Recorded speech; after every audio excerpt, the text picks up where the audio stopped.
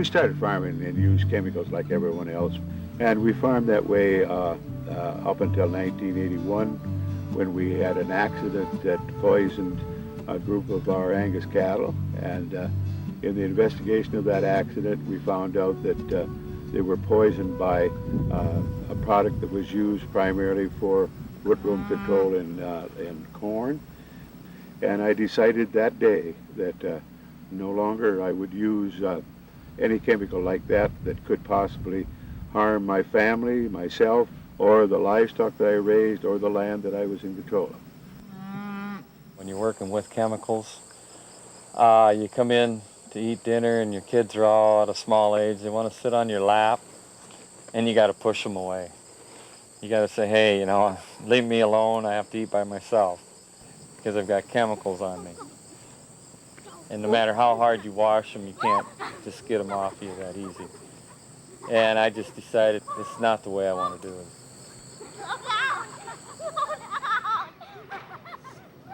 When I had one brother went to the hospital from insecticide poisoning and another brother got cancer, I just decided there had to be a better way, and I switched to organic.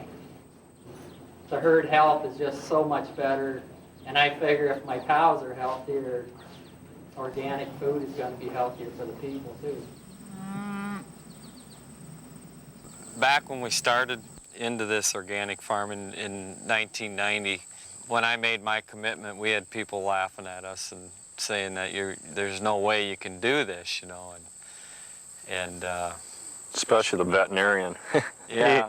He said, you're going to do what? How are you going to do this? And he's throwing all these what ifs at you. How are you going to handle this? How are you going to handle that? But you kind of learn you learn it. It was a rough time. There was no question about it. We weren't sure where to start. We weren't sure what to try. We really didn't have anybody to follow. And we more or less had to just sort of dig it out and trial by error.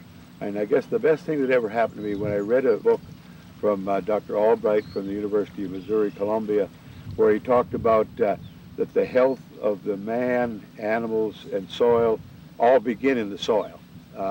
And that gave us a clue of where to start. They say that there is more life below the surface of the soil than there is above it. And when you use chemicals, you kill a lot of that life.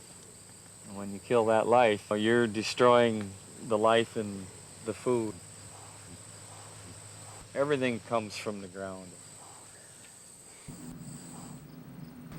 We have come to believe that healthy soil creates healthy crops that gives food for healthy people and for healthy animals. They get all organic feed. None of the feed they receive has had any insecticide or herbicide on.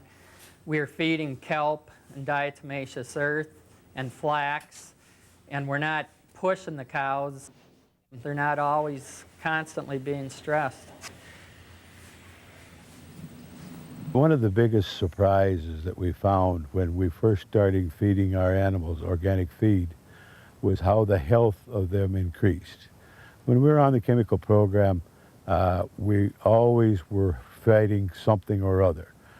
They would have one scours or runny eyes or something, and then we would treat them, and our son coined the phrase that we farmed with syringe in hand.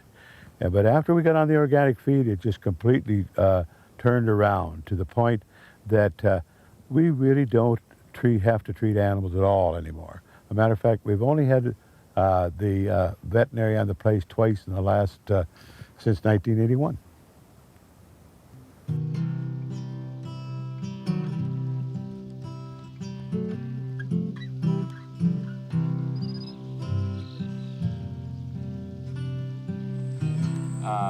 It is a lot more labor intense, and it's a better feeling. Well, you're running less acres. You need, yeah. I mean, small farms, you need less acres to make a go of it. I mean, I can support my family on 35 cows, and that's all I need to. My wife don't need to work off the farm. My wife and I just run the farm together, and my kids help out, and that's all we need, and we can make a nice living doing it, farming with a certified organic. This is the way it should be. People on the farm being able to make a living wage.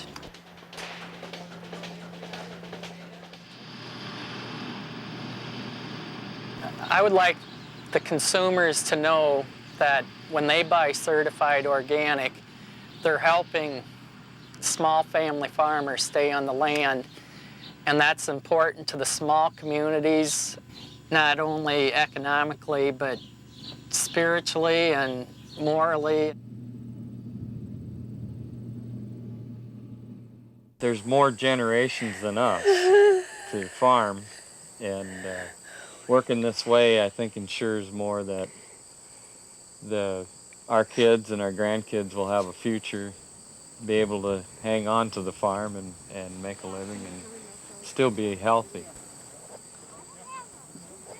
Together, I think we can make a lot safer future.